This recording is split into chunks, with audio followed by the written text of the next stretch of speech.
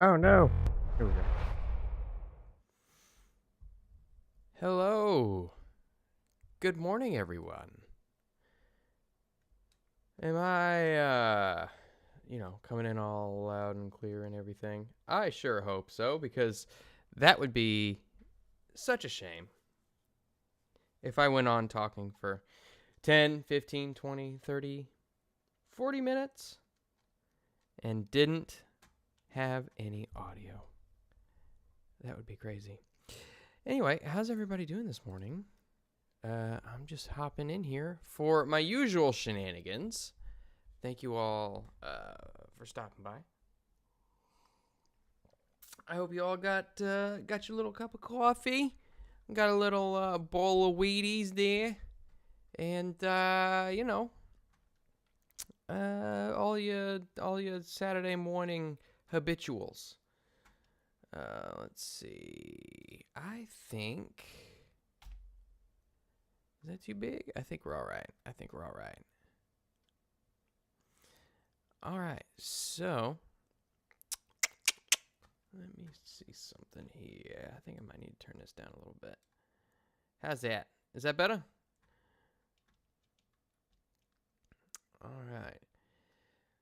So you guys get to witness me in my natural state. I'm in a wife beater. It's Saturday morning. I have bedhead. Like, I basically just got up and started messing around with this thing.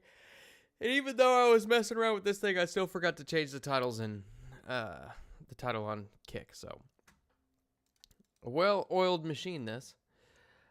What's up, Fantastic? How are you doing this morning? Oh, I didn't realize that Crimson Throne started this early.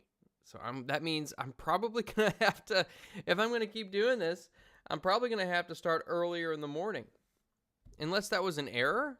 Like, I guess Crimson Throne really does start at 10 a.m. or 10 a.m. my time. So I might have to move this a little earlier, so that way I can get my full time in. Because God knows I don't want to compete with Crimson Throne and have you guys, have to choose between the two.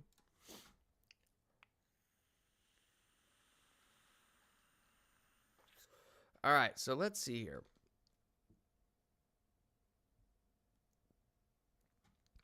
Okay. So you know the deal now. Yeah, it starts at 10 a.m. Yeah, dagnabbit. Always competing with something, huh? Well, you know how it goes.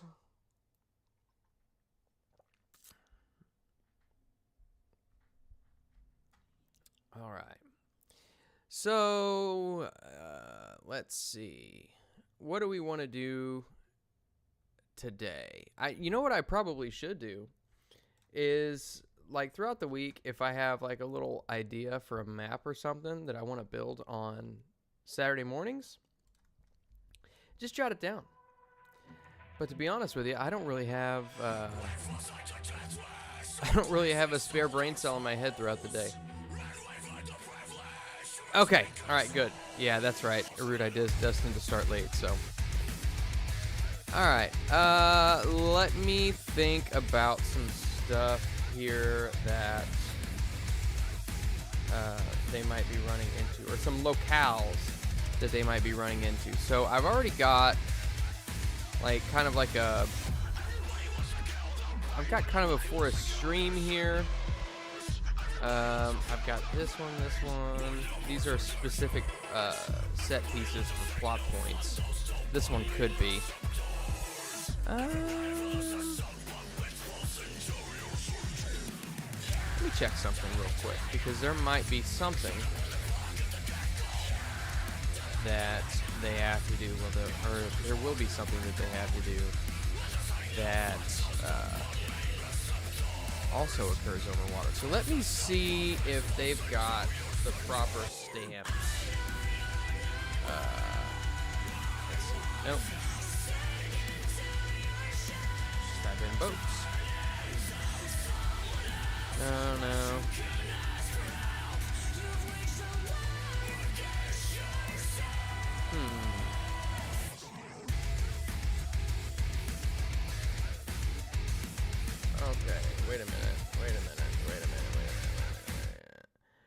That's right.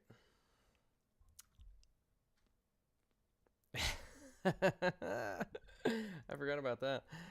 Okay. Let's see. Let's do this. Okay. Yeah, the stream probably got muted there for a minute. Or at least it will on the playback. Okay.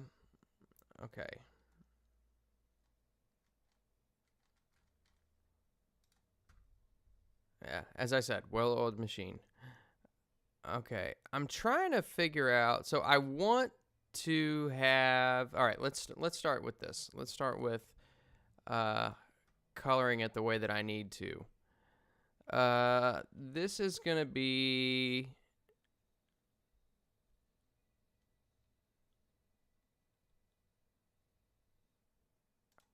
I think this is gonna be pretty close to where we need to be.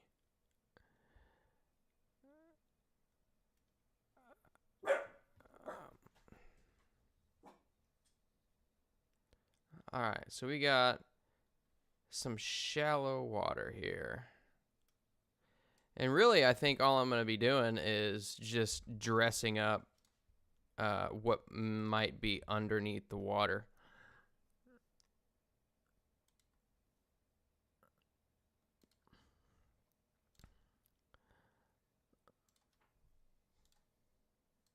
Let's, oh, nope, get rid of that. I want to rotate this a little bit.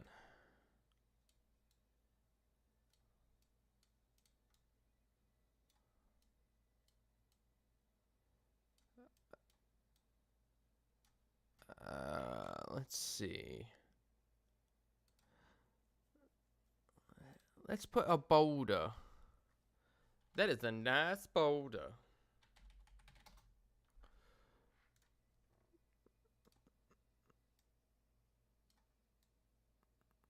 All right, and I know exactly what I need to do with this. Because I'm an experienced map maker and I know exactly what I'm doing at all times. I'm going to move these up.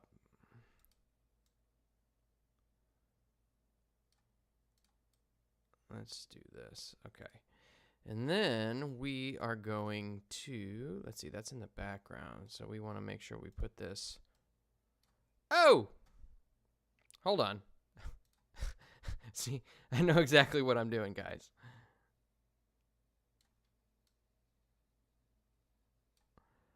Let's turn it up just a little bit, maybe half. There we go.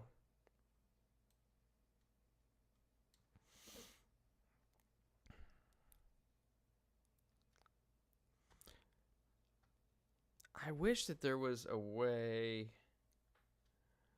I need a raft is what I need. Just like a regular old raft.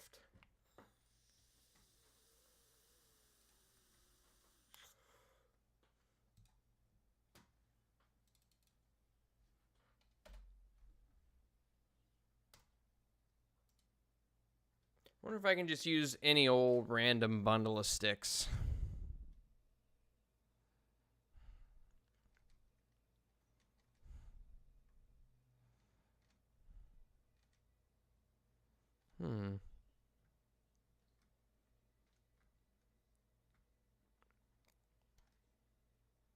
That's a good question. That is a great question. There's an idea. I've got minecart tracks there. I could place those side by side.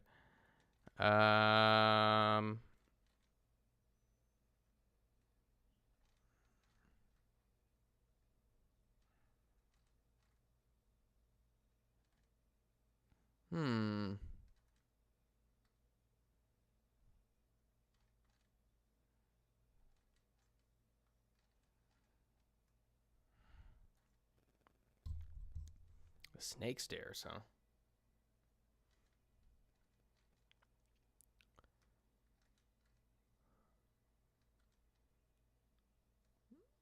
I forgot the bot puts up cast links for everybody who's not on this stream. Okay. So we need to find one. Oh, wait. Hold up. Actually, this... I could just use a dock.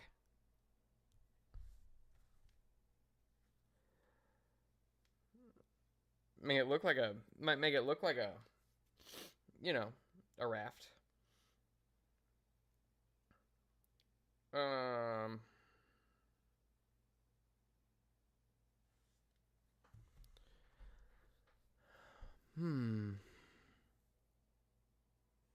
I could see how that looks.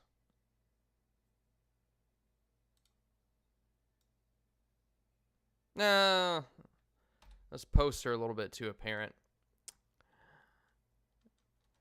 I'll use that. That might work, but I might use that as a last resort.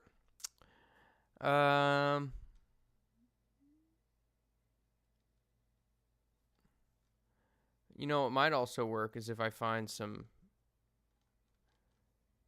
palisades, maybe. I want to make sure I save these.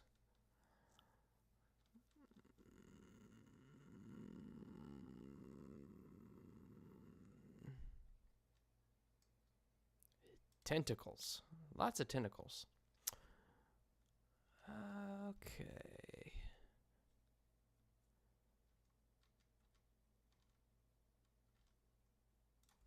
Let's type in logs and see what we can find.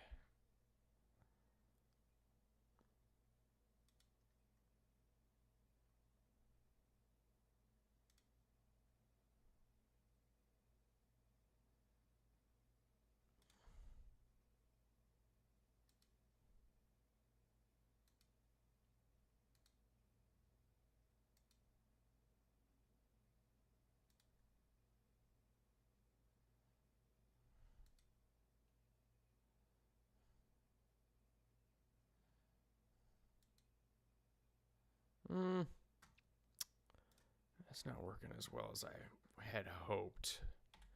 That doesn't look too bad, though. Here, let's do this.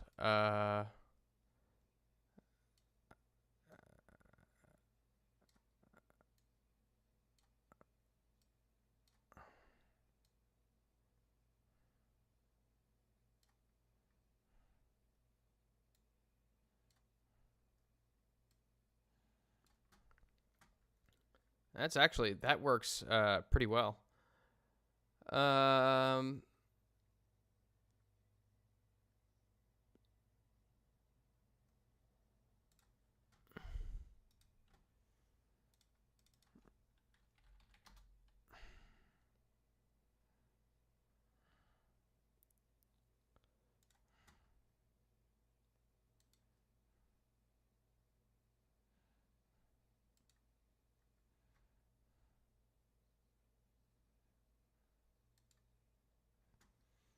All right. Look at this, guys. This is actually, this might work out. This might just work.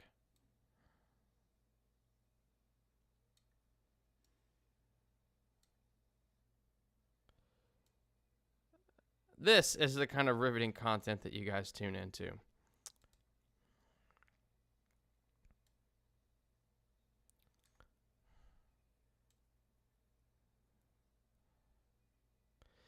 It's like, come on, guys.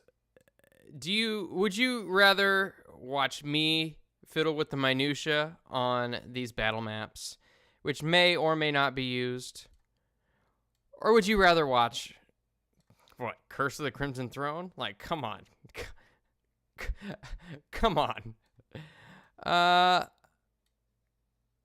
It's just, adjust that one just a tiny, tiny bit. Just a little bit.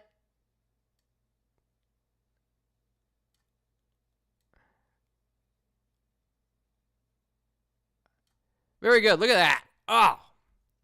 Guys, we did it. We did it. It's amazing with a little ingenuity. Fantastic. This was all your idea. I'll give you the credit on this one. Do they seem off scale?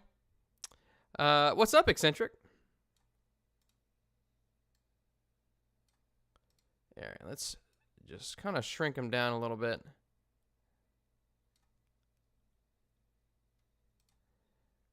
What do you think? Does that look a little bit better?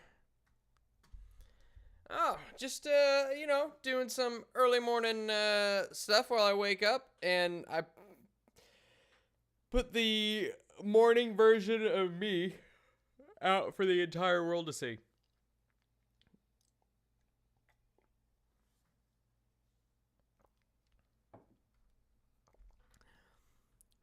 Now, this is what the set piece actually calls for.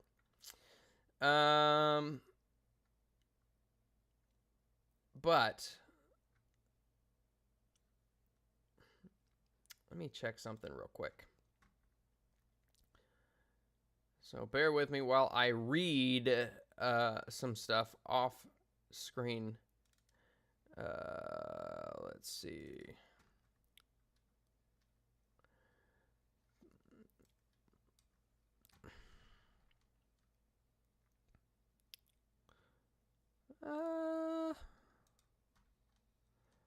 Let's see.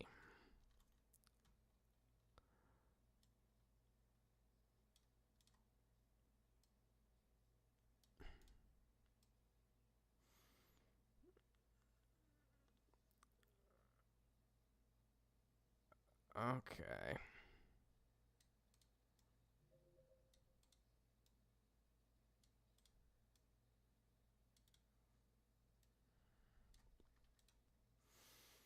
Okay. So actually, you know what I probably need to do? I misinterpreted what I read. So the set piece is here. But it actually serves a different purpose. So I think what I might do is go ahead and add another boat. And I like the idea that these are a little bit smaller, given that they're a little bit deeper in the water. And the water's not super deep. Like, ideally, the characters should be able to sort of walk in this area. So, what I want to do, let me put another boat.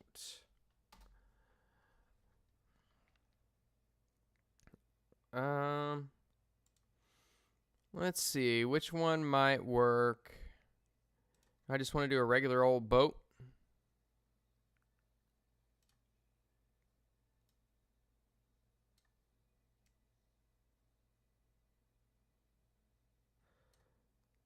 See, this might make it a little bit difficult to dress it up because I need to make sure that the dressing on the water. Oh. Because you can see that I need to, like, in order to cover up some of this stuff under the water, like, I got to put it on the top layer. So I think what I'll do is I'll just make sure that this is kind of over here. I'll move that here. And that way we got plenty of space to work with. And yes, I tend to agree. I think I'm gonna put some. The only problem I had with some of the other masking is that it was just like littered with. Well, here, let's see. We could put that in some places here. Let's do. Well, that's actually not too bad.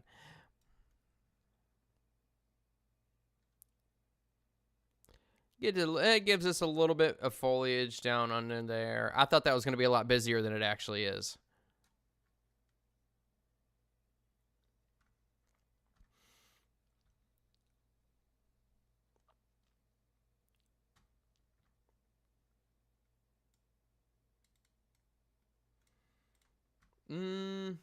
That's a good question.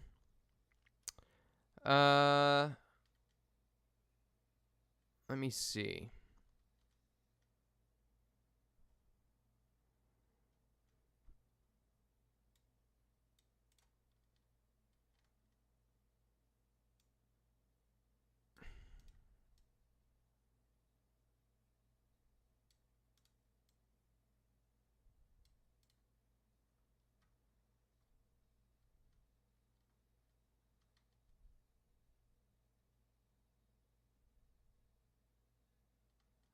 Yeah, so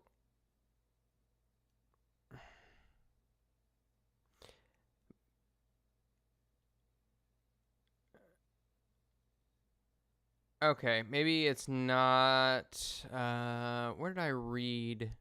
Where did I read that? Cuz I know I read that there's a possibility that they take additional penalties by fighting in water. So maybe it's just because they are submerged.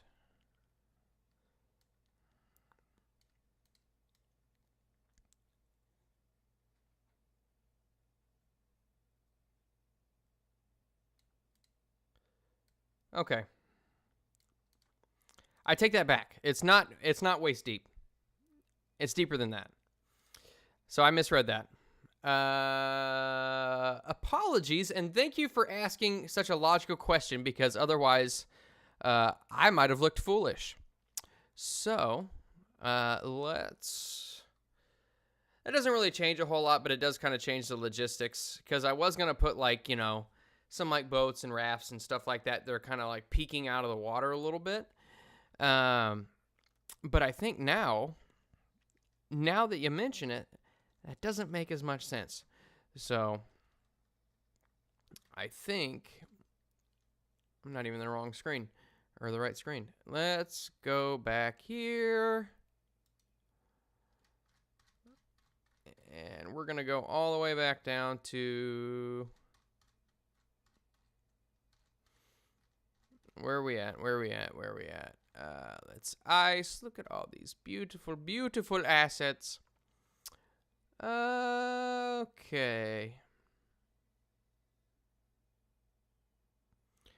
Well, see, the problem with this is it's like it's got all these ocean assets. This is a lake. Let's see.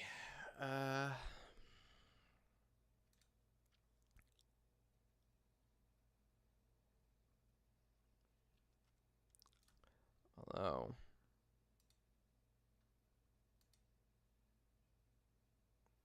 I mean, who really cares, right? We're playing make believe right now.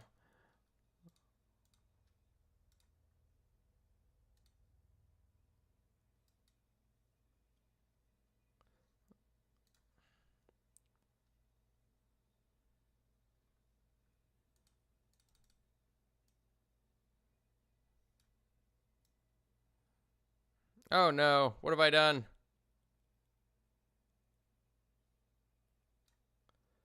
Dagnabbit. All right. See what I do?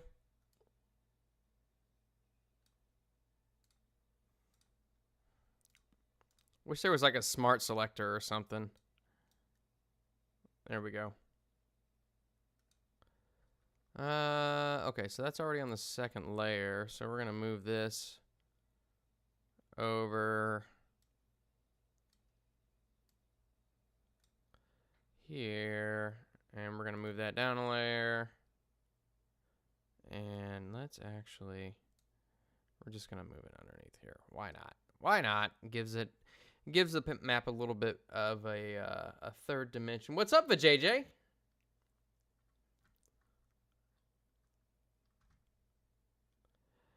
Okay. Let's see. There's a little bit of seaweed. Let's put a little bit longer one over here. All right. Perhaps it makes sense for a little bit of the seaweed to be poking out.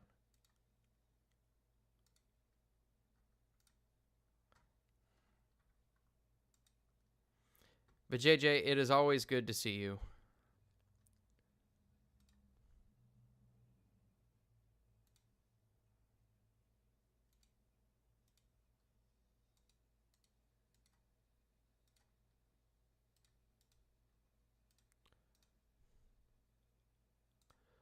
All right, this is gonna look great, guys. I promise.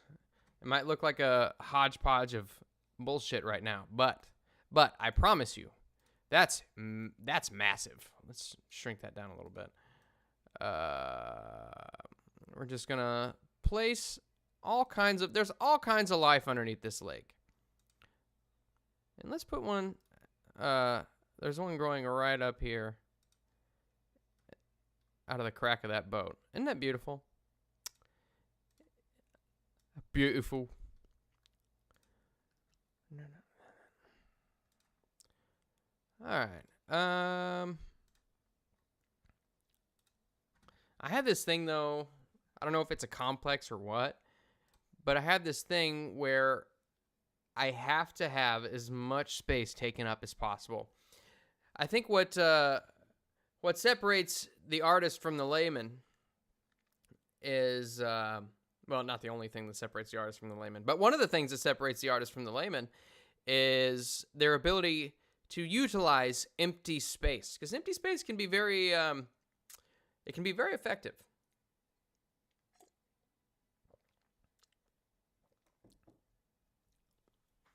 It's like, whenever you're listening to a song and all of a sudden everything just stops, and you have just like this split second of silence, and then everything just drops back in.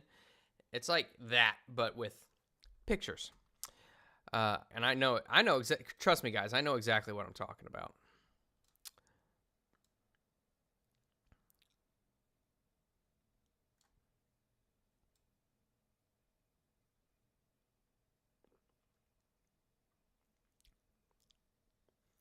Look at that. Look at how beautiful that is.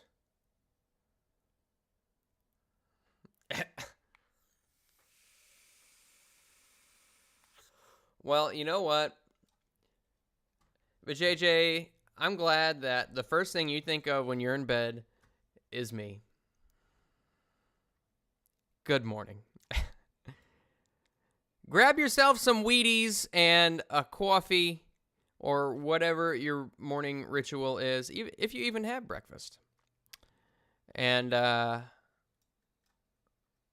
see. I think, yeah. Look at all that depth. It's beautiful.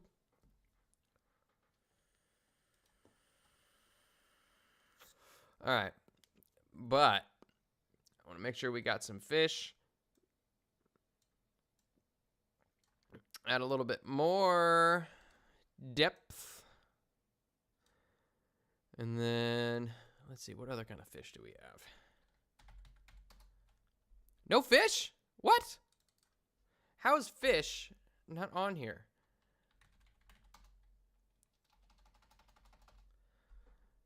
That's bull. There's got to be, oh, I know why. Because I'm an idiot.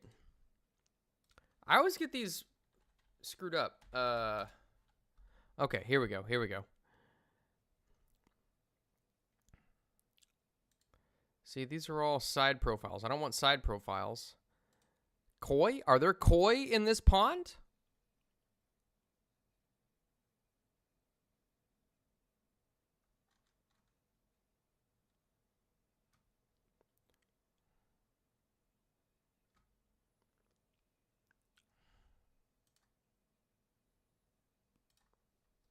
You know what? I think there would be some fish skeletons here, and you might not be able to see them very well. But there is somebody here who might just be eating some fish.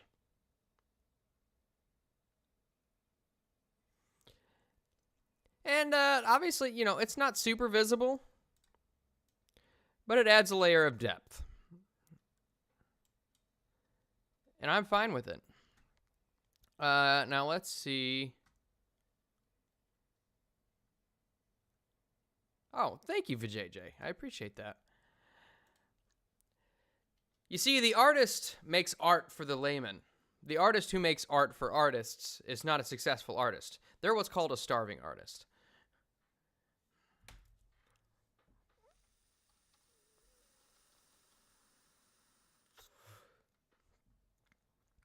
It needs to speak to you on an emotional level. It needs to invoke some sort of feeling within you. And this is a battle map for a TTRPG.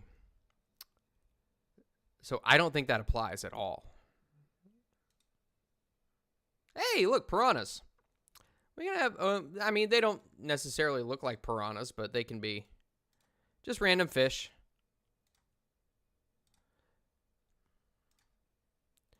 At least that way we'll have a little bit more variety of things just kind of swimming around here, you know.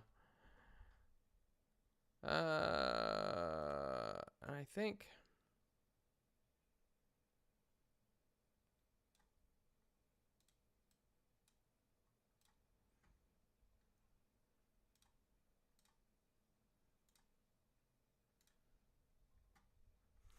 And then perhaps some boulders. I need to get some nice boulders. Okay. Eastern. Are Eastern rocks different from Western rocks? Ooh, these actually might work.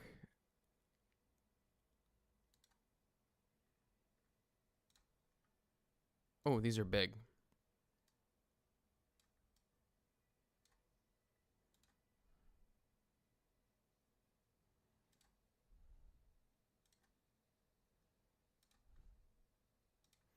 See how hard these are to see? But I kind of like it. Like I said, it adds a little bit of layer of depth where it's like you can't see exactly what it is, but you know something's there. And it could be an enemy. It could be something terrifying. But it's a rock. It's just a rock, guys. Can you smell what they're cooking? Sorry, guys. That was terrible. Yeah, I honestly, this one is a relatively simple map.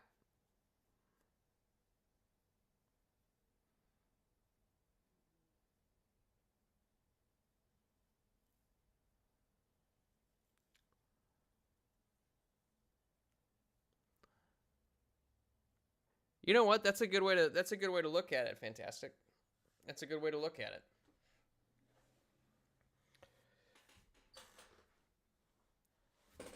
Oh, I need a new chair. I need a lot of stuff that's new. My chair's creaking. My computer won't even support Windows 11, which, from what I hear, might not be.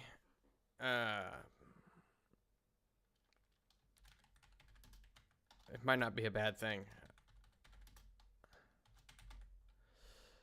So this is a Hidden Valley Lake, not to be confused with Hidden Valley Ranch. You know, I had thought about, yeah, I need Chrysanth, you know, I've got all of my shades drawn. You know, I guess I could open these blinds over here. I'm sitting in my living room and there's a big bay window here. Actually, you know what? Why don't I do that? I'll be right back.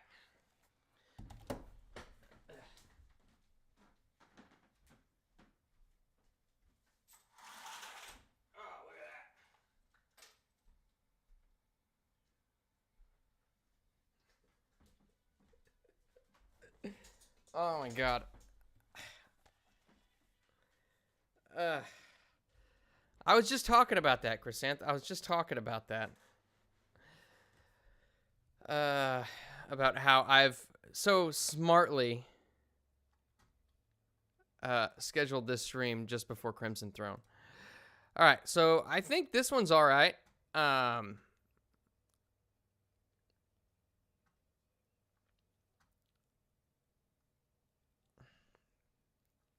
Well, so I had thought about, like, if and when I do get a new computer, I will keep.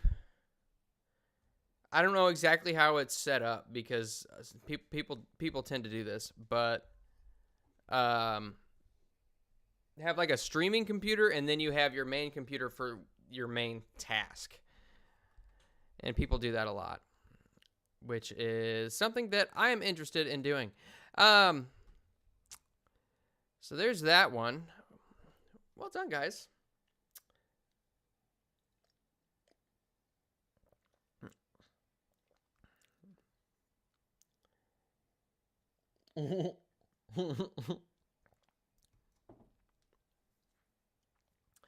You guys are hilarious. You know what?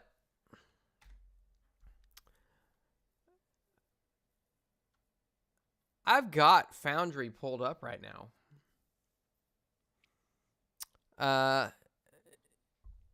Do you guys let me know if you guys wouldn't mind seeing how combat works in this system?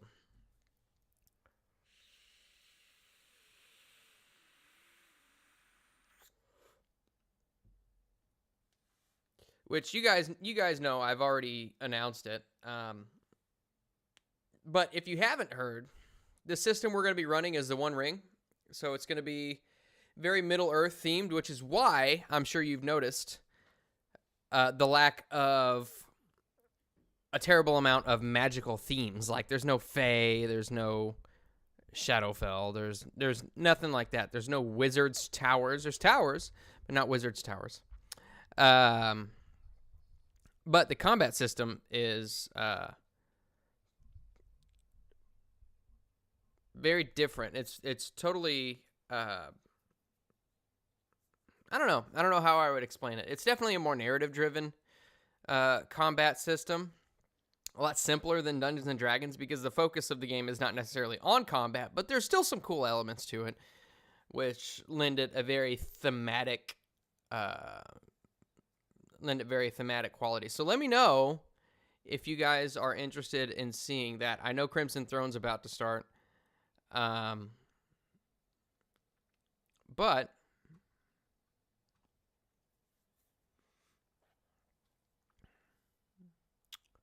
we can definitely see if we can get something going here.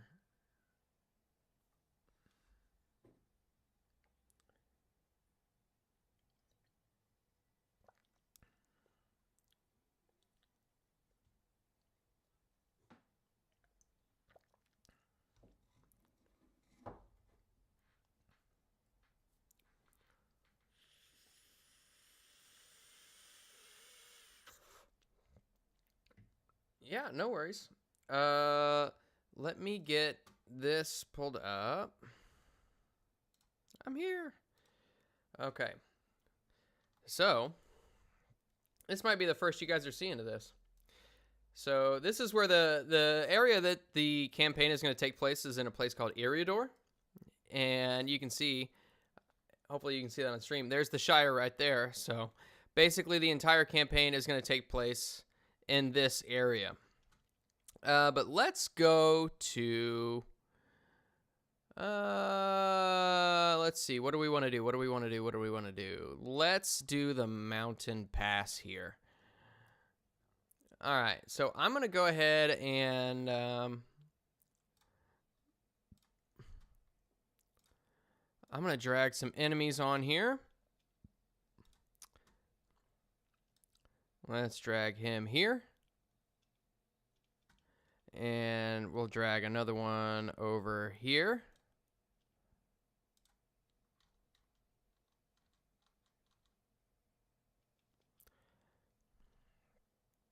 And we'll drag one of these down here. Are these squares really that big? Yeah. Okay. They're a little hard to see. So I tell you what, let me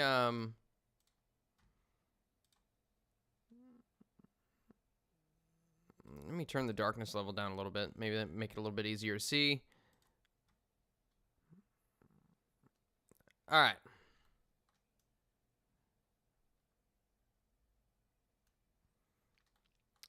And then we're gonna, let's see, we got him. And then why don't we do 1, 2, you can see I haven't updated the tokens for all these guys yet.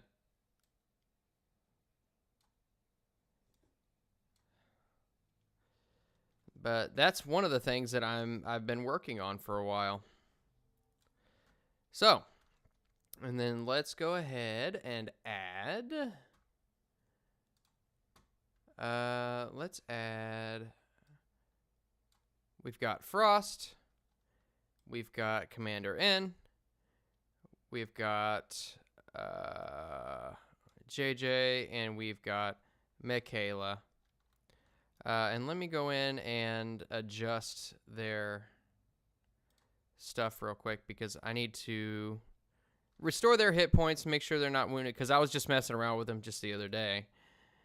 And they got their asses kicked.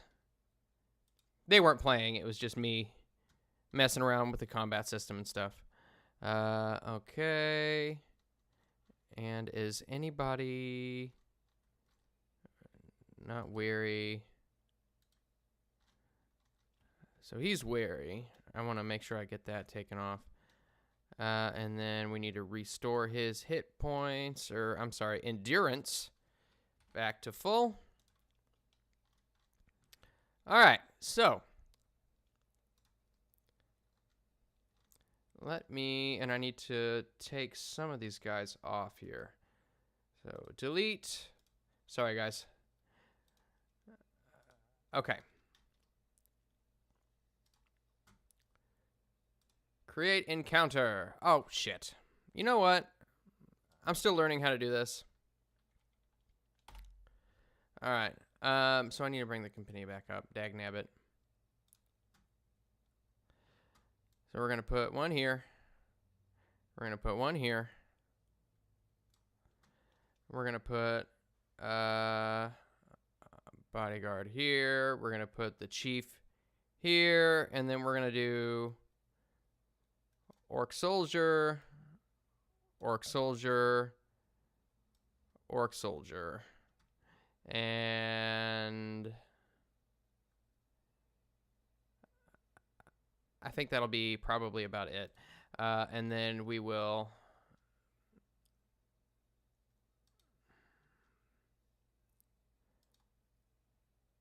oh, damn it. All right. And then we're going to put boom.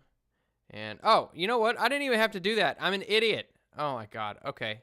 I'm still learning how to do this, guys. And then frost is all the way up top there. And so we're just gonna boop, bloop. And we are going to change all of their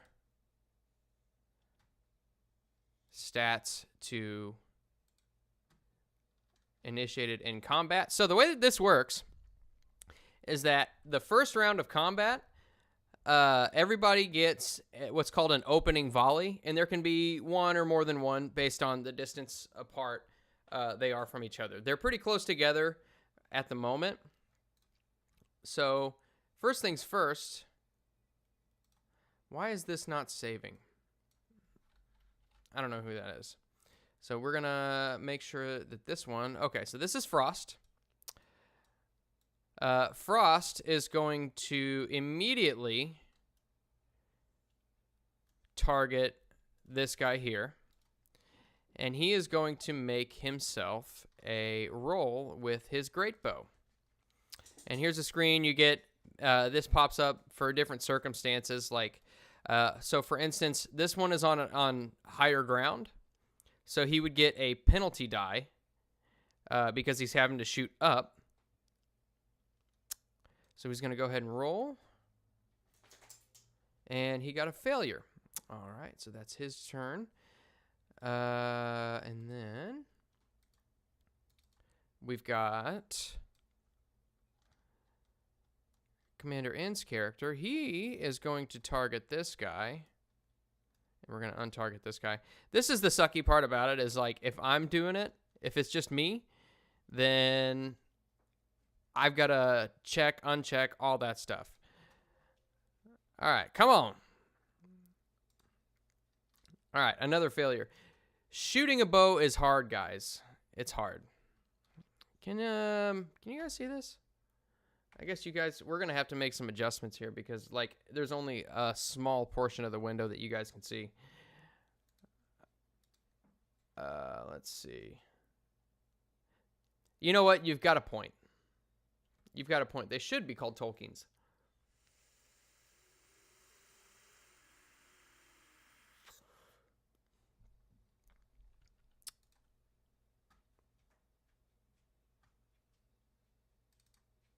All right, now we got JJ's character.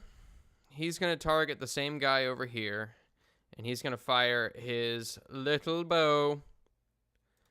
And there's no penalty rolls or anything. Failure.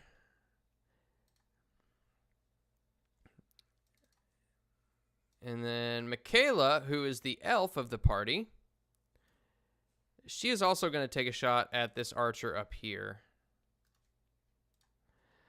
And the idea behind this is that, like I said, fighting is hard, and their skills are not great right now. All right. So that's another failure.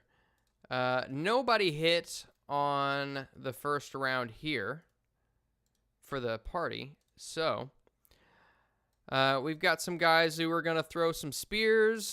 This one's going to throw a spear at him. I think that's, you know, oh God, what can I think of it? That's Commander N's character. And that fails. And this will go a lot quicker. But okay, so we'll just say this. You guys get how the opening volley works. So everybody fires a round at the beginning of combat, and then combat is initiated. And given that there are more players than there are, or there are more adversaries than there are players, that means that the adversaries get to choose who is engaged with who. So, Larry's here. We'll say he's here. JJ's there. Frost is up here. And Michaela is going to stand back, even though if they wanted to, we could have somebody come back around this way. But I'm going to be nice. And I'm going to say that I'm going to be nice and say that she can take a rearward stance. So, Frost is going to take the... Why is it not letting me choose stances here?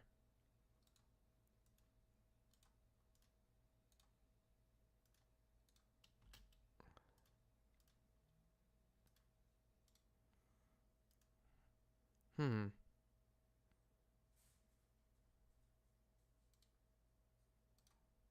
should be letting me choose combat state. Here, let me refresh real quick.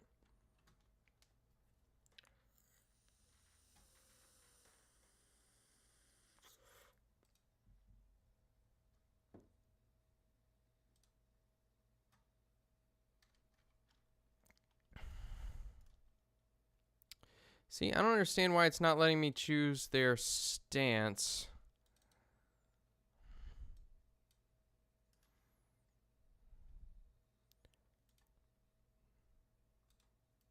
There we go. Okay.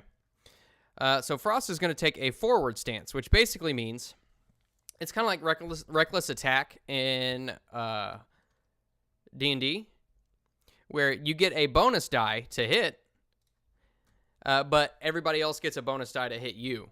So he's going to go after this guy here, and he is much better with a longsword, so he's going to drop his bow. We're going to say he dropped his bow on the ground, because that actually does help if you just drop your weapon. So he's going to roll a test against him. Look at that, Gandalf rune. That means it's an automatic success. So he takes 5 damage initially, because the longsword does 5. Longsword wielding with 2 hands is 5 damage. And so this one has to make a protection roll to see if he's wounded. And he is wounded. And typically, if I was nice, kind of your more grunty characters take 1 wound and they're just out.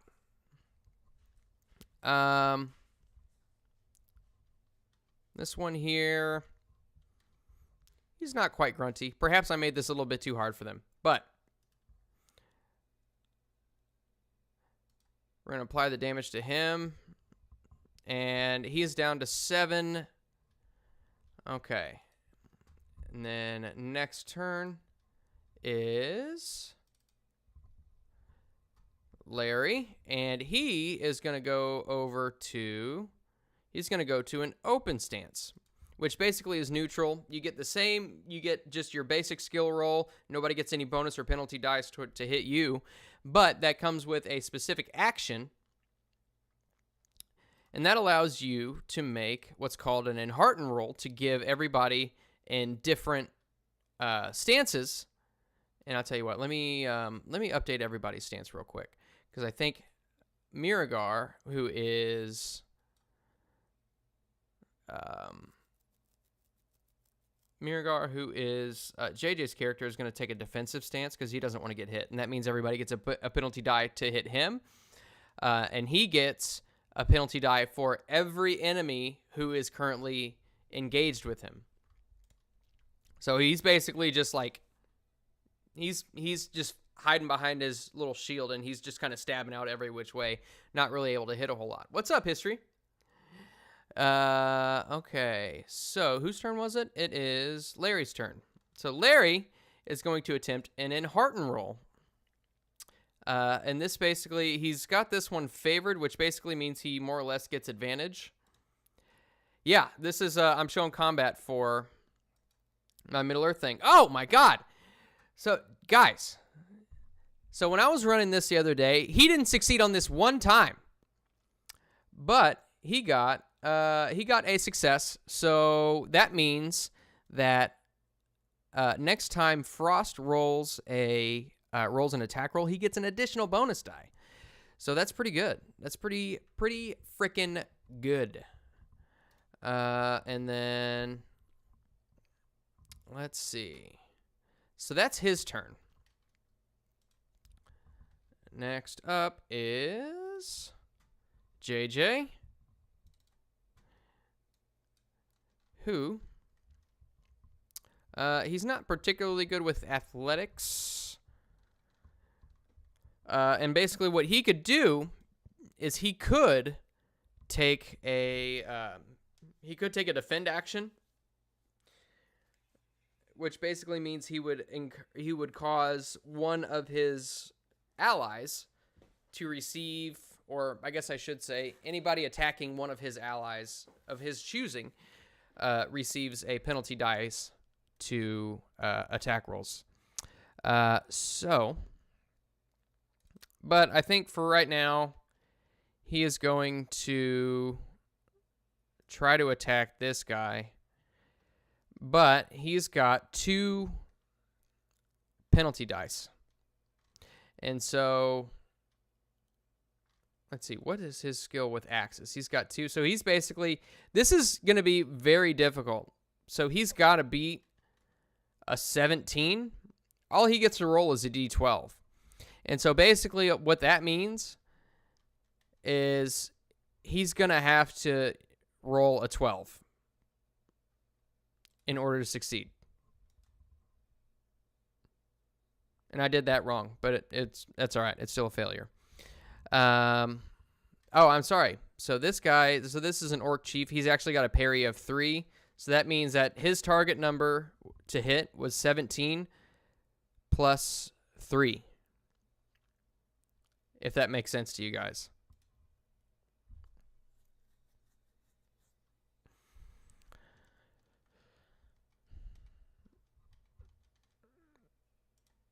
Okay, so he failed.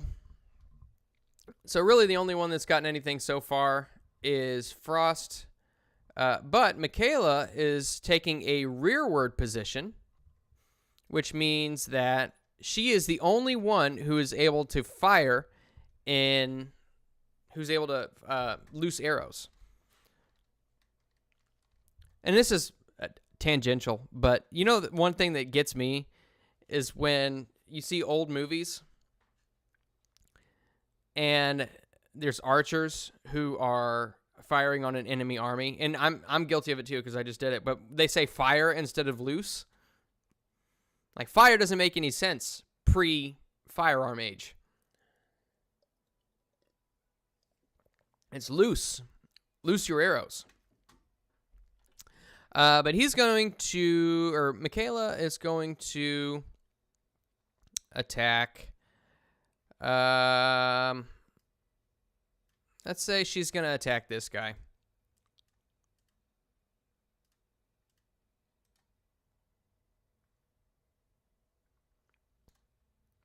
Yeah, they even do it in the they even do it, like you guys know at this point. I mean, it's no secret. You see the flag behind me. Like, Lord of the Rings is probably my favorite thing in the entire world.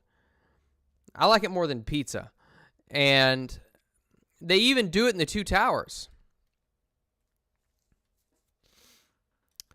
So me saying that something is my favorite does not automatically grant it perfection in my book. So there's still issues. So this one is actually on higher ground. So Michaela is actually going to get a penalty die for that.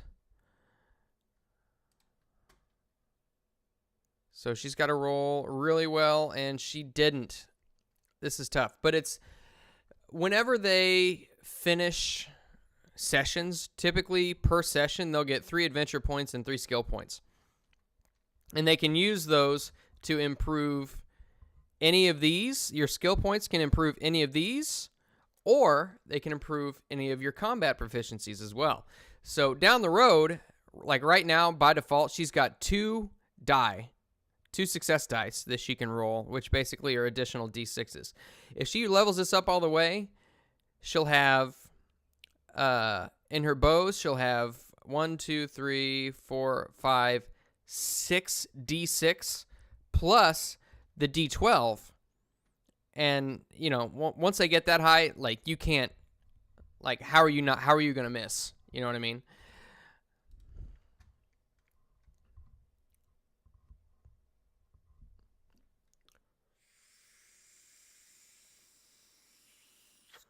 Damn right, history. Damn right. You cannot. The modern world is nothing without both Lord of the Rings and pizza. It makes the world go round. So, let's see. Which one is this? This one is him. So he is going to attack good old Larry. And he has got a scimitar. Oh, shit. Guys,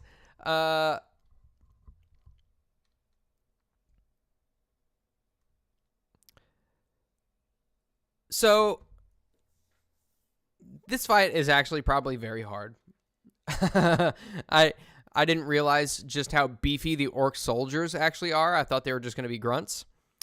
But we'll run with it. So basically what just happened is on the 3 D6s that this orc just rolled, 2 of them were 6s, which basically means they can do a few different things. They can add another 3 to their base damage, which is 3.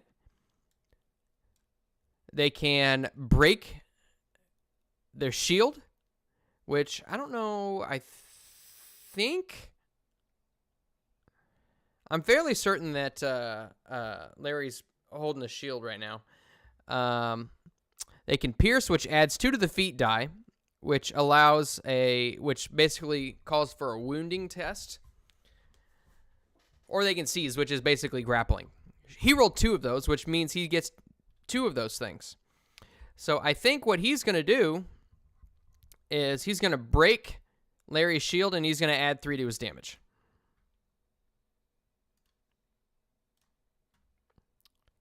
Boom. All right, so that hurt Larry. How's Larry doing? Larry is at 18 out of 24 endurance. That's not bad, but this combat probably needs to come to a close sooner than later. Okay, so this one is going to attack Frost, which, as we said before, he gets a bonus die to attack. And you can see it's already, since he's in since he's in forward stance, it's already got the bonus die applied, so that's pretty nice.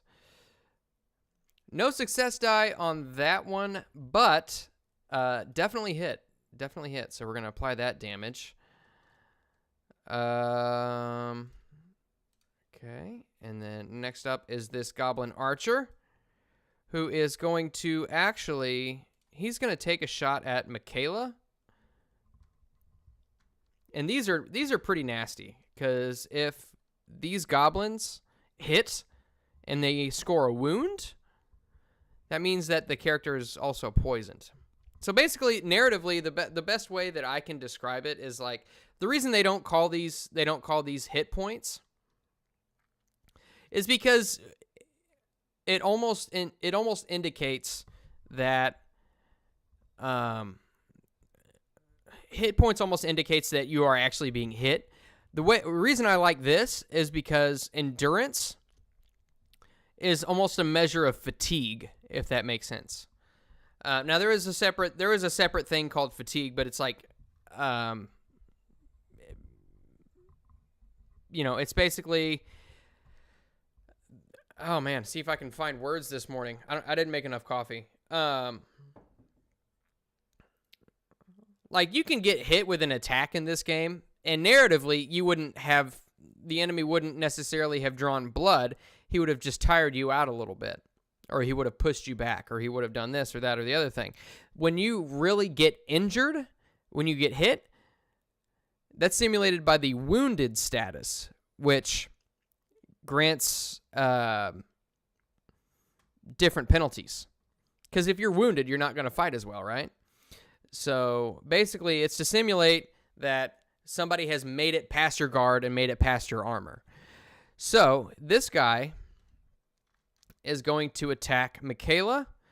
He gets another bonus die to hit. Holy shit.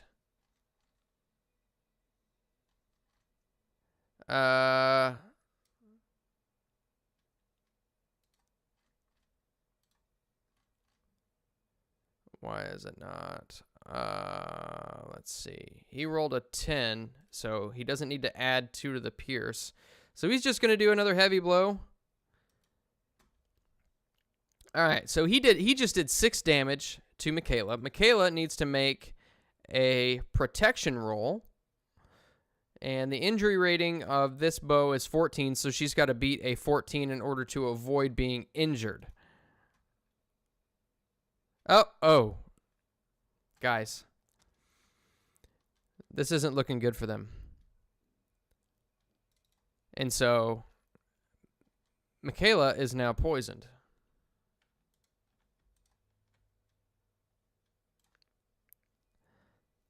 This isn't good. And so she's got to roll a 1d12. Oh my god. She's wounded for 11 days. And basically, the way that is, when you're wounded, it's going to take 11 days for that to heal, and you heal your endurance at a much slower rate. So not only is she going to have to make tests every day, well, she's also poisoned for 11 days unless she can get healed first. The wounded, I mean, she's just stuck with that wound for 11 days. And that's 11 days of travel, which is a lot here. So Michaela is oh,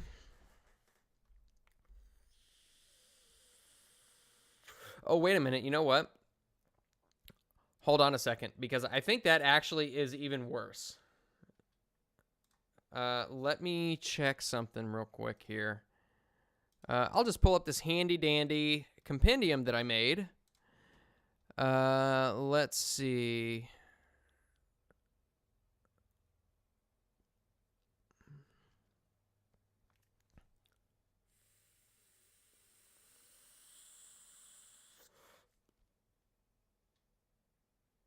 I need to throw that table in here, because there's a certain table for wound severity that I did not put in here, apparently. So we're going to have to do that. But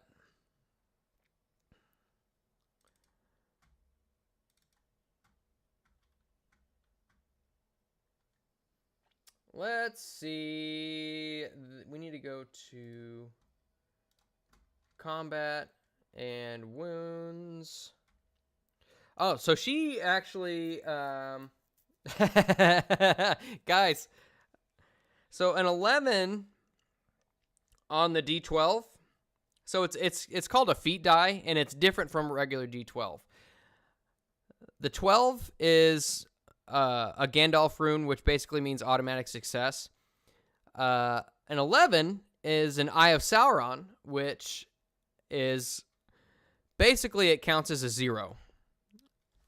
And that is a grievous injury. So she is actually, holy shit. This is basically like she got shot in the lung. And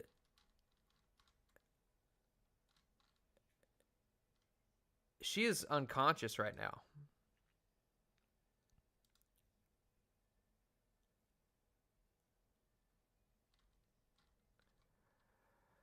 Wow. Oh. Well, I guess I could have made an injury roll. All right, so I'll tell you what. We'll just do this. I guess I didn't think it had me make an injury roll. So we'll... I got to learn the order of operations here. So she's not unconscious. We're just going to keep the second one because I'm feeling gracious today. But we're going to go ahead and apply all damages and statuses. And she is down to 20 endurance. She is poisoned. And she's got 2 wounds on there for some reason, but that's all right.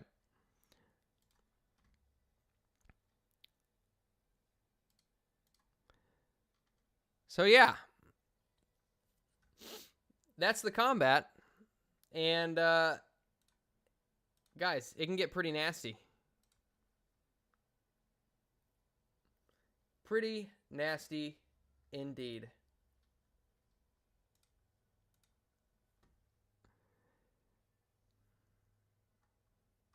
So, all right. Well, with that, I'm going to clear out of this. And we're just going to go ahead and end combat there. Because I'm not going to, even though this is kind of fun. Oh, come on. Get out of here. I do enjoy this very much. But I'm going to go ahead and get rid of everybody. So that's combat for this game, guys. And the same bonuses that go with the orcs, like they were on higher ground. If the players were on higher ground as well, then they would also get bonuses. But there's something basically called complications and advantages.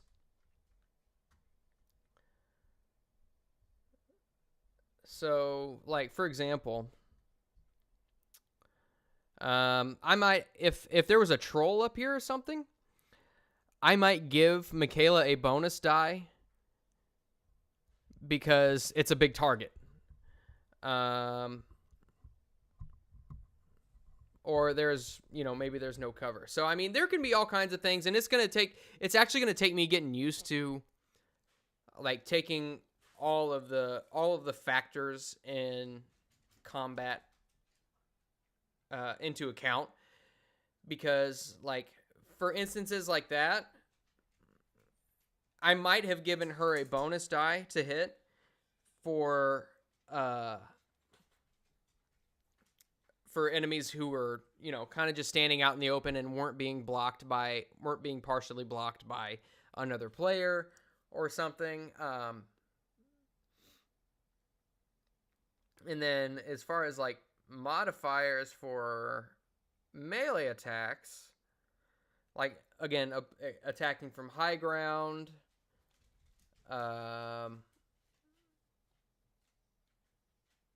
if they're moving slowly, if they're more or less restrained by, or not restrained, but if they're, like, knee deep in mud, or if they're, it could be any number of things. But these are just examples.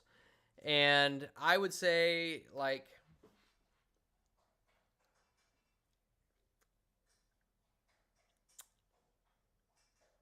I don't know. Yeah, it's going to take some getting used to, because it's like I said, it's a very narrative form of combat. And Dungeons and Dragons, as well as even Call of Cthulhu to an extent, the combat is actually pretty mathematical. Like, history was looking at the rules for using automatic weapons in Call of Cthulhu, and it's very technical.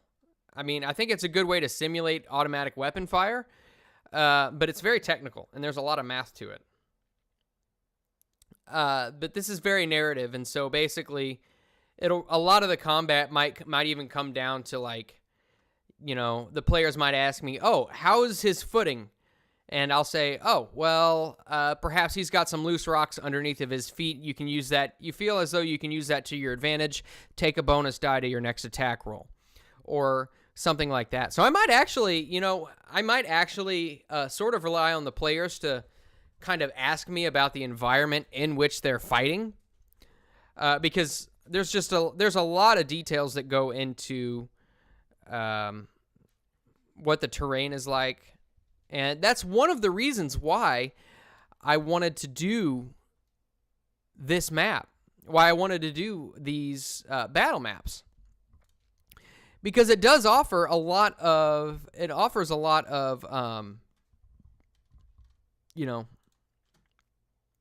advantages. It offers a lot of narrative story, or what am I thinking of?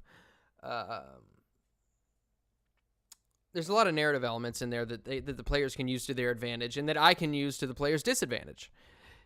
Like in this troll cellar here, if one of the players is standing in this water or something, I don't know how much that would affect them, but it might affect them to a certain extent. Or, if it's a low ceiling, the enemies might also have a disadvantage to hit because they can't swing their sword overhead, or something like that.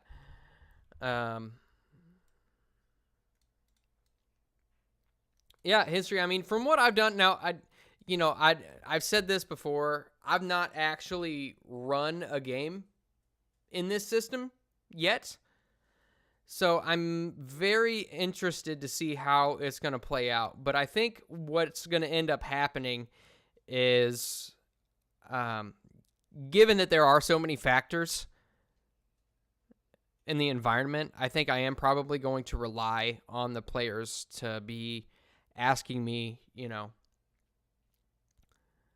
is there anything around here that I can use to my advantage? What's his footing look like compared to mine? Am I on an elevation as compared to him? Which a lot of times for that, I mean, it's pretty apparent, but it's a very interesting system, and I'm very excited to give it a shot, because this game is supposed to be, I don't know if brutal is the right word, but I mean, these people are, it's supposed to simulate the fatiguing effects of a long journey on foot, and one fight could really ruin your efforts for the remainder of the journey. Like, so if you get into a fight, you run into a band of orcs on the road, you might just be fucked. I mean, one of your party gets injured and is wounded and is unconscious. You've got to carry that party member, and that's hindering to you. That's going to cause all kinds of complications where, like, okay, we've got to carry this guy. We've got to make sure that he's taken care of. Meanwhile, somebody's got to take care of his role. Like, we're not going to have a lookout. We're not going to have a scout. We're not going to have a guide while this guy is injured or unconscious or what have you. So it could really mess up their efforts for the coming journey.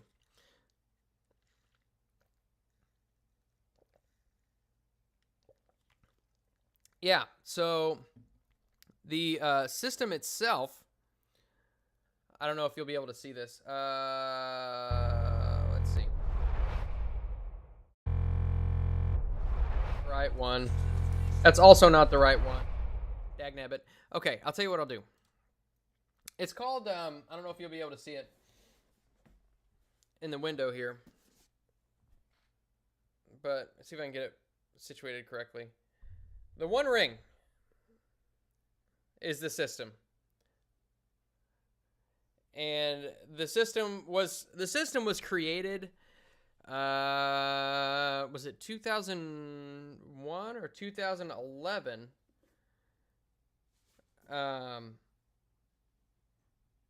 It's been around for a little while, but it is like the system itself is specifically designed to take place in Middle-earth and to recapture the tone that Tolkien was trying to invoke whenever he was writing those books. Now, is it licensed under Middle-earth Enterprises or under Warner Brothers or anything like that? No, it's not. And I'm not sure how they get around using some of the names. Like, obviously, you know, there's this aspect in the game called patrons, which are more or less your quest givers and advisors and counselors.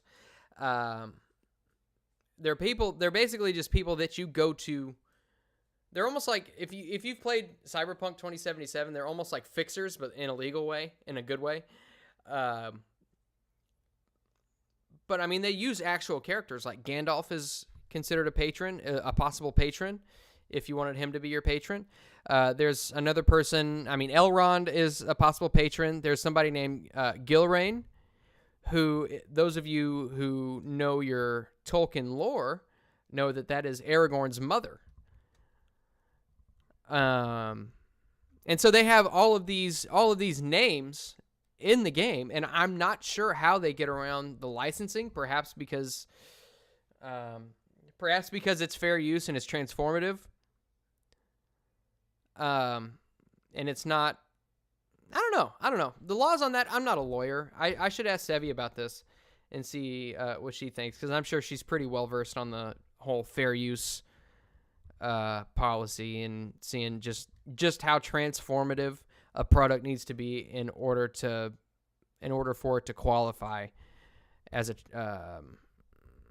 as not copyright infringing. I'm not smart enough for this kind of stuff, guys. I make maps on the internet and I make weird noises on camera. That's what I do. That's what my skill set encompasses. So, but yeah, it is specifically manufactured or specifically made to capture the tone and the essence of Tolkien's world. And you can see, I mean,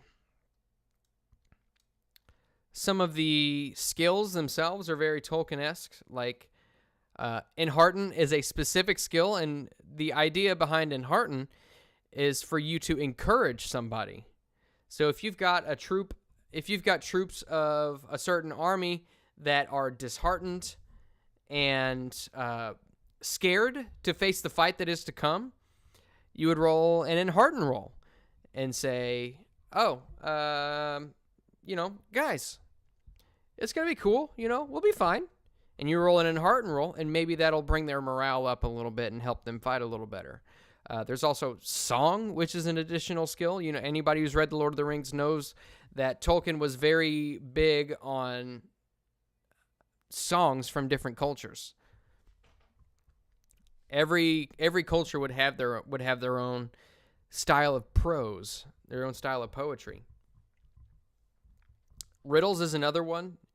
And for riddle, you would say, if you're trying to talk to somebody and you wanted to speak guardedly, like giving just enough information to give them what they want to know from you, without giving away too much. Like if you're trying to keep your identity sealed, but give them enough information about what you're trying to accomplish, so that they feel satisfied with your answer. Or just simply, if you come across a riddle, a literal riddle, you can use that roll too. just all kinds of cool stuff.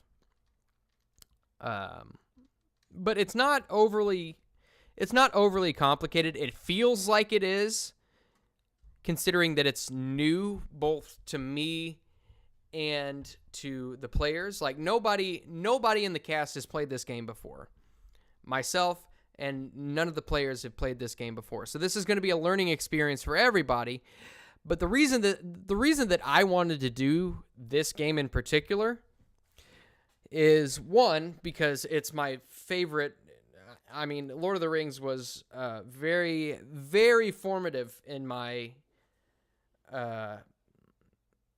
early teens and adolescence. It was very formative. But secondly, one of the things that JJ and I, in being, co-owners of this channel, what we really want to focus on is more narrative aspects. We want to focus on the story that's being told, And so this isn't necessarily, this isn't a war games channel. This is a storytelling channel. And the outlet that we use for storytelling is cooperative roleplay through tabletop RPGs.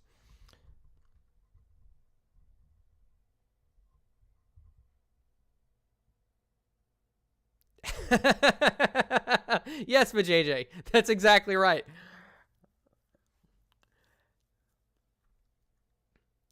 Yeah, man. So you, Eccentric, I mean, this is the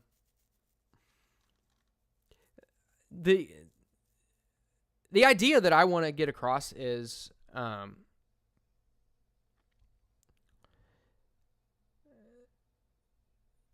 and let me just as a quick aside, this is one of the challenges that I have in running games, or even just having conversations in general. I don't know if you've seen Wednesday After Dark on Moonskull. One of the challenges that I have is basically finding words to describe exactly the idea that I'm trying to communicate. And that's difficult whenever you're kind of just running games and having to come up with things on the fly. Like, I don't know if it's apparent in Call of Cthulhu what I've had to come up with out of, just I've had to pull it out of my ass. I hope it's not apparent, but it very well might be, because that's a skill set that I'm trying to perfect, or trying to improve on, to help in my storytelling ability. Because some of these people, they've got the gift of gab. Like even Erudai, like he's a lot better at that than I am. Like if he's playing a character, he's almost able to embody those characters very well, and just kind of know where their mindset is at given the present situation, to know what it is that they might come out and say. And that's a skill set that I'm trying to perfect. But the reason I say that is because one of the things that I'm trying to invoke here is, with this campaign specifically, is a sense of, there's a sense of dread, there's a sense of travel wariness, there's a sense of this overarching force that it's a power that's far beyond your own. It's much like Call of Cthulhu in that way, in that there's certain things which are far beyond your control, and you have no hope of overcoming by yourself. Basically, it's you are, as Marcus Aurelius would say, a rock against the waves. You stand steadfast in your principles and your virtues against the oncoming tide. Well, I appreciate that, but JJ, and believe me when I say I'm not immune to the old adage that says we're all our own worst critics. So I'm not immune to that. Like, just about every time I get done with a Call of Cthulhu session, there might be certain things that I'm like, damn, that went really well. But most of the time, it's just like, man, I really wish I would have done this a little bit differently. I wish this person would have said this in this way. I wish I would have introduced this concept or this clue earlier or at all. Because there's certain times in a conversation where, if a player and I are just kind of going back and forth, I'm getting caught up in embodying that player, and I might forget about everything that they know. And certain things that they know might be actually prevalent to what it is the players need to know. And so that's another thing, being able to merge what the character knows with how they act and being able to present that to the players in a convincing way. It's a challenge. It's definitely a challenge.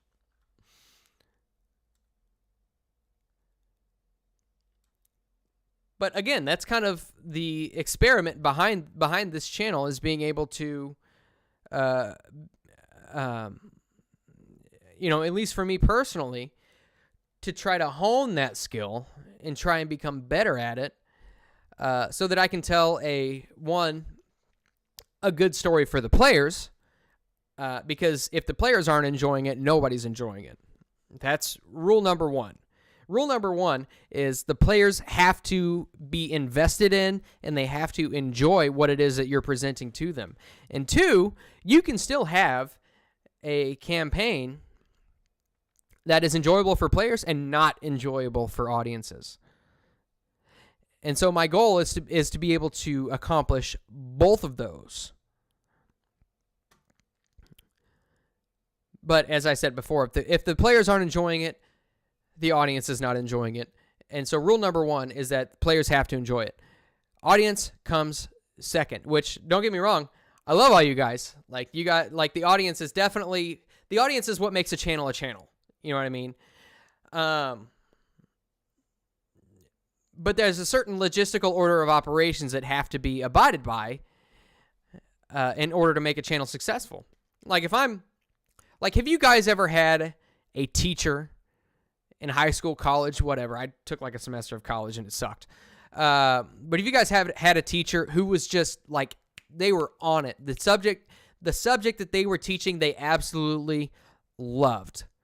How did that affect the outcome of how your education was in that particular class? Did you enjoy that class more? Because people feed off of other people, you know what I mean? If I'm showing a lot of enthusiasm for something that I'm talking about, you guys are probably going to feel that enthusiasm bleeding off of me through osmosis. Enthusiasm osmosis. I'm going to trademark that term. Enthusiasm osmosis. So, that's basically it. Everybody's got to be having fun. Everybody's got to be invested. Everybody's got to be enjoying what's being presented to them and what they're taking part in order for all of the observers to enjoy it as well. Yeah, Vijay, that's true. And it's funny how I know exactly what you're talking about. It's uncanny. Even the thing that gets me, okay, so tangentially, the thing that gets me about Sevi is yes, okay. When we did character creation, right? Not only did viewers give her all kinds of skill points to play with, but there was also the aspect of the lottery, which had a pot which additional skill points went into. And she won that too. And so she's got a 90% chance of success with automatic weapons. And her character has plenty of money.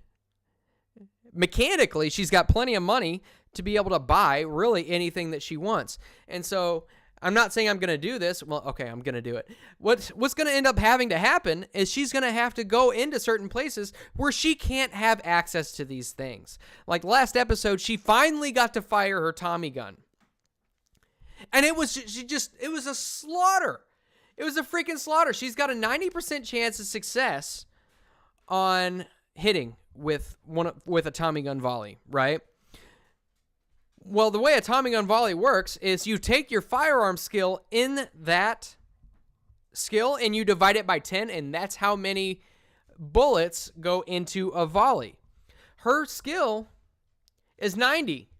A volley from a automatic weapon is going to consist of 9 bullets.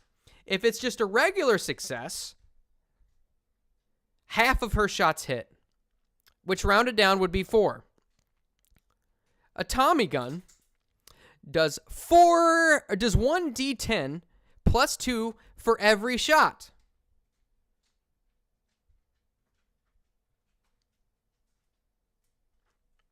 What sort of human enemy is going to be able to withstand that? Up to 9. Yes, yeah. Thanks for the clarification, history. Yes, up to 9. She could choose to fire less than that if she wanted to. But the fact of the matter is, why would she? Why would she choose to fire less than 9 bullets in a volley?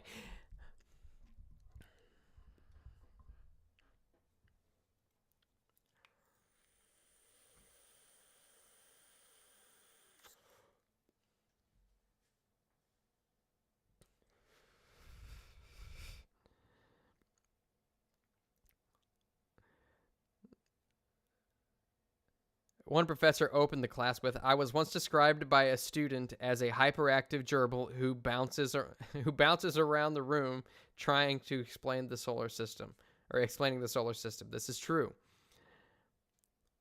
Yeah, it gets the same. It does get the same result. But at the same time, on the same token, if she does happen to get an extreme success, which, mind you, an extreme success would be like a 18%. Which is not beyond the realm of possibility for Sevi. That's like what? I think it's like 3/4 of her shots hit. Which would be 7. I'd probably round that up to 7. If she fires 9 bullets.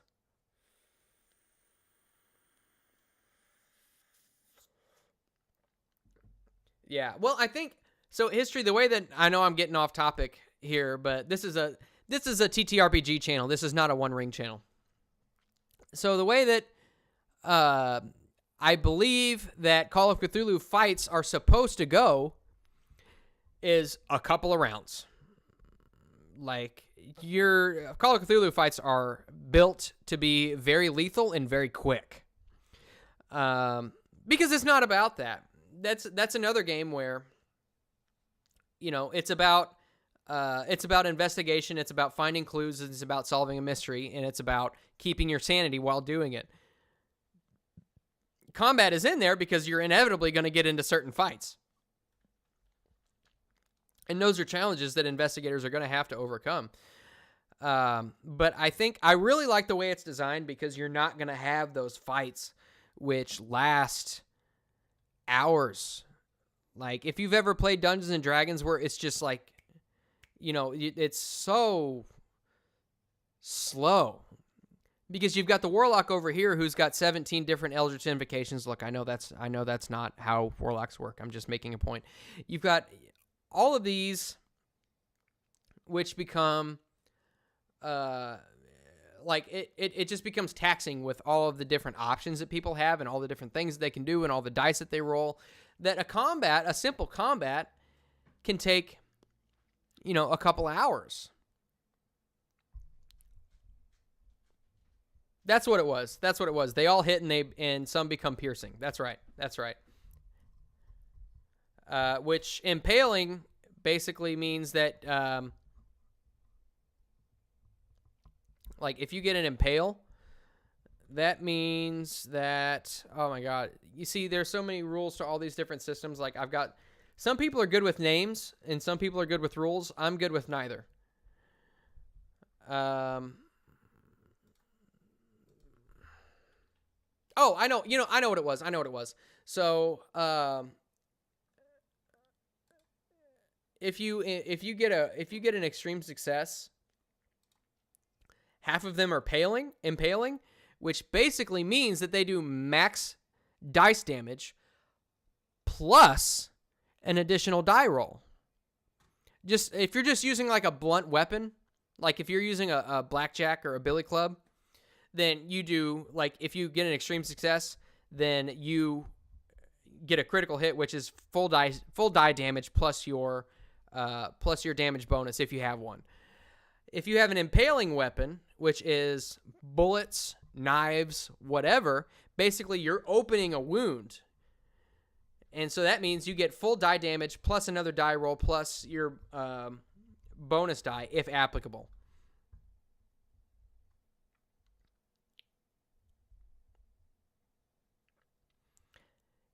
Yeah, and see, it is very nasty killy, and it should be scary and brutally fast.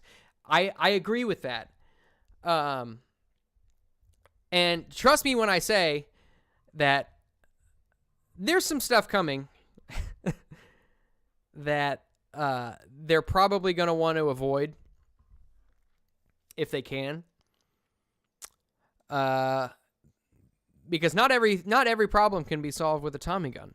Not every enemy can be overcome with a Tommy gun. And I'm excited for that. I'm very excited for that. And I don't want to go into a combat with the goal of killing a character. My goal when I go into a combat is to scare the shit out of them. That's what I want to do. Is I want to scare the shit out of them. Like I want my players to succeed, but I want them to be challenged. They may be able to be taken down by a flamethrower. You are correct on that. The flamethrower is a funny one because that one, like, I don't know how I'm going to work with that one. And I don't know how she's going to work with that one either because, one,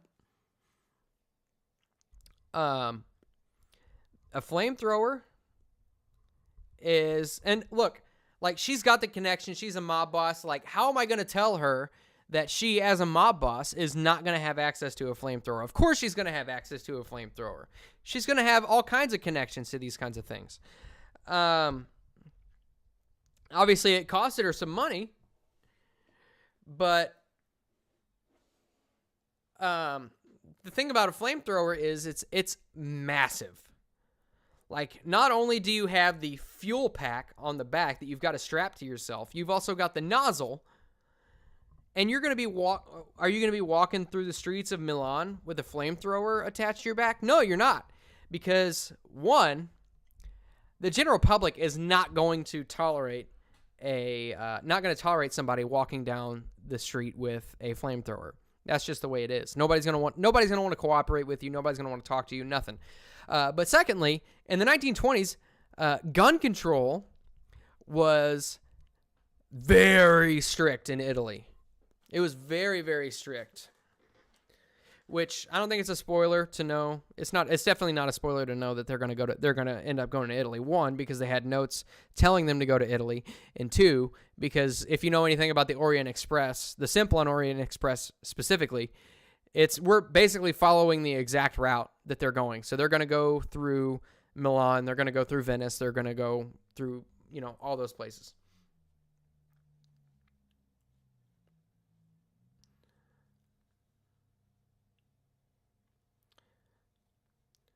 But I'm not sure how she's going to handle that. Let's see. Higher combat system based on the Oregon Trail. If you roll anything but an upper level success, you have died from your wounds. Yeah.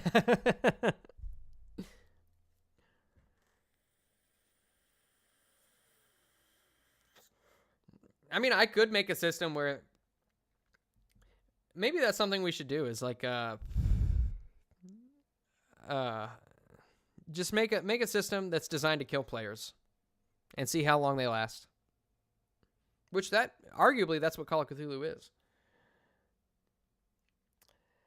Well, and see that's I sent her a picture of it. And I told her on stream, I was like, when this is full of fuel, it weighs 78 pounds. Like, it's not light. Whenever you're carrying that, you're probably carrying nothing else. And it's probably really weighing you down. In fact, you know, I don't know. I don't know if I'd go as far as to say, like, you know, based on her strength maybe rating, it might slow her movement. But it's funny, you know what's funny? You mentioned that Alien RPG. Let's see. The same company. I don't know if you can read that. Free League Publishing. Shout out to these guys because they do some awesome work. The updates to the One Ring that they've done have been phenomenal. But they are also the creators of the Alien RPG. So if you guys like that system, you can thank Free League. And one thing I want to do, well, I guess maybe this will be an exclusive. I've already started saying it, so I got to finish it. One of the things that I want to do eventually is run a campaign in Moria as well. Because Free League has actually just come out with what is being widely regarded as one of the best supplements for a tabletop RPG that has ever been released. Like, a lot of people are saying this. And it's basically, it's a supplement that details Moria almost in its entirety. And a lot of it's, you know, there's a lot of creative license taken with it, obviously. But just the amount of depth that they go into with the different locations that might be found, mixed in with a lot of the descriptions that Tolkien wrote down of Moria himself. A lot of people are saying that this is something that's really, really special. And so in the future, perhaps we might, if you guys like this system and you like the storytelling style, you like the characters, maybe we'll do a Moria run.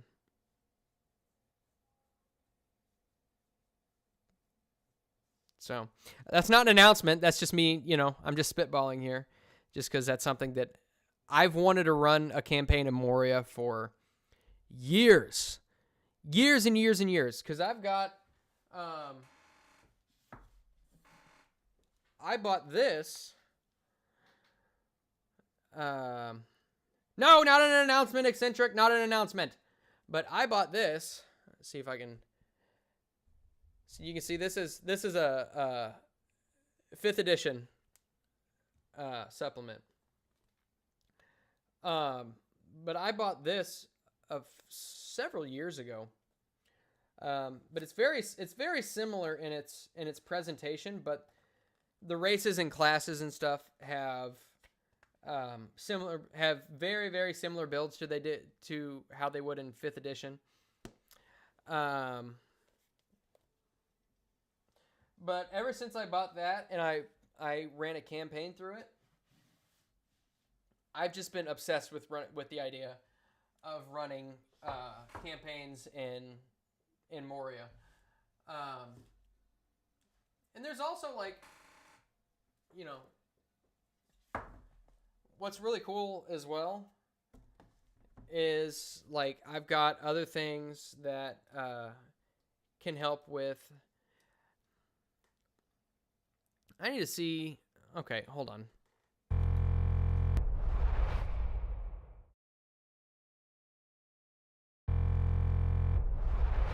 I've got this screen pulled up here. Let me do this.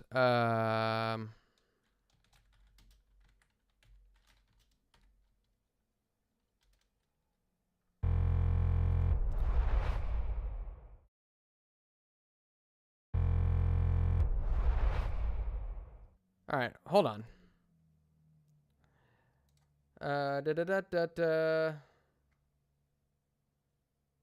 Low buzzing sound when you hit that swoosh. I wonder what that. I don't know what that could be. Well, restream is still okay. Wait, let's see. Let me do something real quick. Let's do audio input. I'm doing this on the fly. Video capture.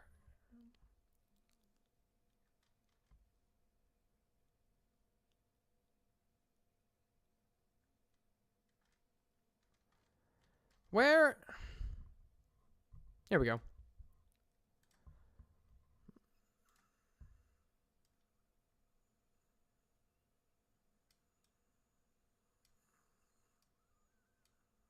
Okay. This is just on the fly, so I don't expect it to be... but there we go. I don't know why that wasn't... We need to have that set up. I'll fix it later. But there's other things like that might help me out if we wanted to go in further adventures. So this is another resource book here that I've got. I don't know if you can see it. Rovanian Region Guide. And basically this is everything to the east. Oh, there's that. Huh. I just found... holy smokes. I just found this stat block that I created for a dragon that my old party was going to fight in 5th edition rules, because the Lonely Mountain Region Guide actually has a system for you to create drakes. That's pretty cool. But there's all kinds of cool supplements that I don't necessarily need to have in the One Ring system. Because it'll just detail the region, kind of let you know what's going on there, what kind of locations are there, who are some important actors that might be there. And I've got the Rivendell Region Guide, which details a lot more of the Rivendell area specifically. I don't know. There's just a lot of cool stuff that I have access to that if the One Ring is popular enough, like if you guys as the audience like it enough and the players like it enough, I mean, you know, I could very easily just make it a permanent fixture on the channel. You know what I mean? Wouldn't hurt my feelings. You know? So, anyway. All right. I've been rambling today. I didn't really get anything done as far as map making. But,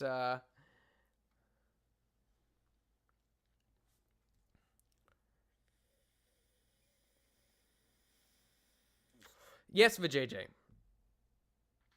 Yes, that is where they dug too deep. So, all right. But anyway, folks, I know I've made you miss out on Crimson Throne for the last hour or so, or probably 15 minutes, really, knowing Erudai. So I've got some other stuff I do need to get taken care of today. So with that, guys, thanks for stopping by. It was awesome chatting with you. And let's do it again sometime. You know? I think it's, we have a real connection, you and I. And yeah, with that, I think I'm going to let you go. Get on with your day and watch some other streams, do your thing, take care of some housework, do whatever you need to do. I need to poop. So I'll catch you guys on the flip side.